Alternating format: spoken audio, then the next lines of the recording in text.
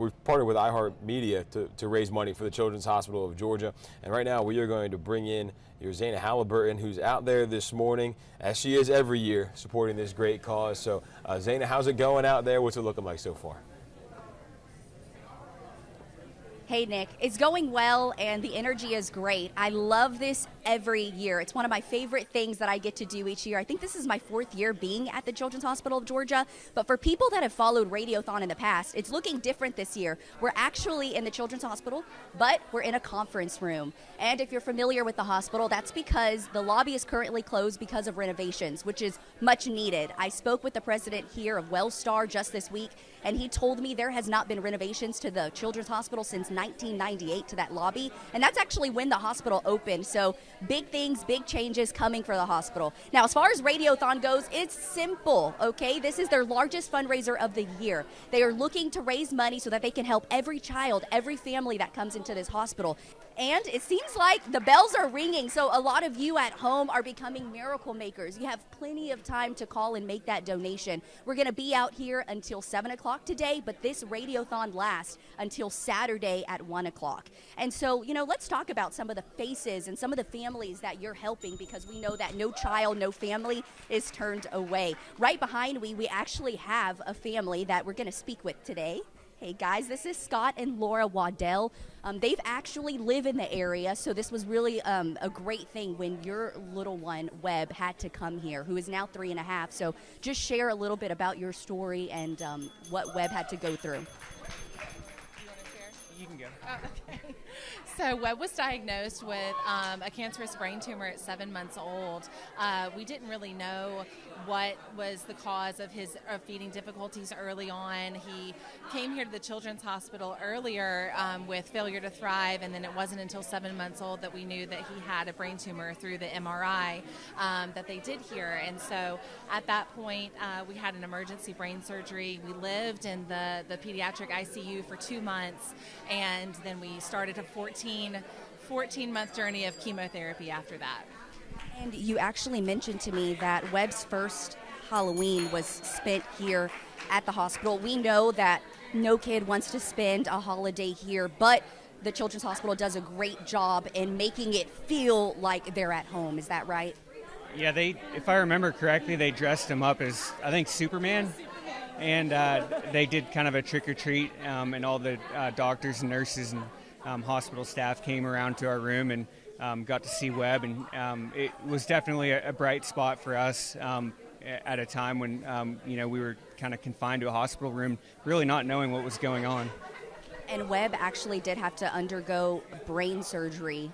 How is it for you guys knowing that there's a hospital right here that was able to provide all of the services that little Webb needed? I think it's, for us, I think we realized, looking back on it, that had we not lived in Augusta, we would have had to have moved here. It would have been, it completely upended our lives, and to have it right in our backyard, to be able to go home at night, or, when you're spending 2 months in the PICU, to be able to go home and shower and get a hot meal is really beneficial. So we're really grateful to have the Children's Hospital of Georgia right here in our backyard. I will piggyback off of that. We had to spend 2 weeks in Atlanta for a specialist visit that was related to this, and we really did get a great sense of appreciation for how wonderful the Children's Hospital of Georgia is here in Augusta, because being away from home for just those 2 weeks in Atlanta, there's obviously services that are wonderful, like the Ronald McDonald House, that allow for families to have a home away from home experience. But again, being so close to home and having an Augusta hospital with the specialists and doctors and caretakers that are here, just something that you really can't put into words as far as the value that we have here. And Webb still is coming to the Children's Hospital. He does have to come here for appointments. Let's talk about the staff and the people from the doctors. What was that relationship like for you? He's a little bit of a celebrity, I think, around Children's Hospital. We come for MRIs every 4 months, and he has other appointments scattered kind of throughout the year, as well as he used to do all of his therapies here, and he can't walk through the front doors of this hospital without running into a doctor, a nurse, somebody that that he knows. And, you know, if we do get admitted for a stay, usually it's like a revolving door of staff, doctors, and nurses that stop by to see Webb. And they care a lot. They want to they keep up with him and his story, and are real genuine in the care that they give to him. And how is Webb doing today? We know he was young when he first came here. Now he's almost 4. How's he doing, and how would you describe him?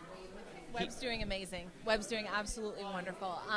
We've been off chemo now since June of 23, so he finished chemo on D-Day, actually, which was just really perfect. It's perfect for his namesake. He's named after my grandfather, who was a D-Day veteran, so to finish his chemo warrior journey on D-Day was great.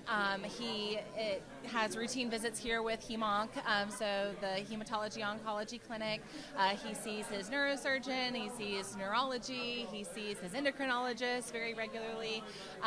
He's doing wonderfully, so well that he is actually in school and gets to socialize with other children, so it's a really, really great experience. That's amazing to hear. And we know today is Radiothon. It's the largest fundraiser for the Children's Hospital of Georgia. What message do you want to send to families at home about this marathon, or just about the hospital itself?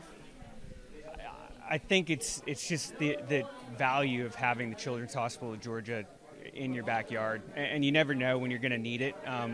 We never felt like we would be in the position that we would spend as much time down here as we do, but unless you're a family that spends a lot of time here, I think a lot of people don't realize how valuable it is to have CHOG in Augusta. I've lived in Augusta my entire life. I grew up here. I've lived here since birth, and not knowing and truly valuing the Children's Hospital until we were a family that was impacted by medical complexity. It's really something that I hope that the entire community really takes a moment to appreciate the resources that we have here. Well, thank you both for speaking with me and sharing your story and talking about Webb. It's nice to see that he is doing better. And I'm glad that we have this hospital, and certainly it was needed for little Webb and so many other kids that come through this hospital. Now, Nick, earlier we mentioned that people can make that donation either by calling the number right here, okay, and that is 866-412-5437. You can text CHOG, which is CHOG, to 5155, and you can donate at any time that way. But again, we're going to be here all day just waiting to hear those bells, waiting to hear the phones ring, waiting for you to make a call so that you can make a difference in someone's life.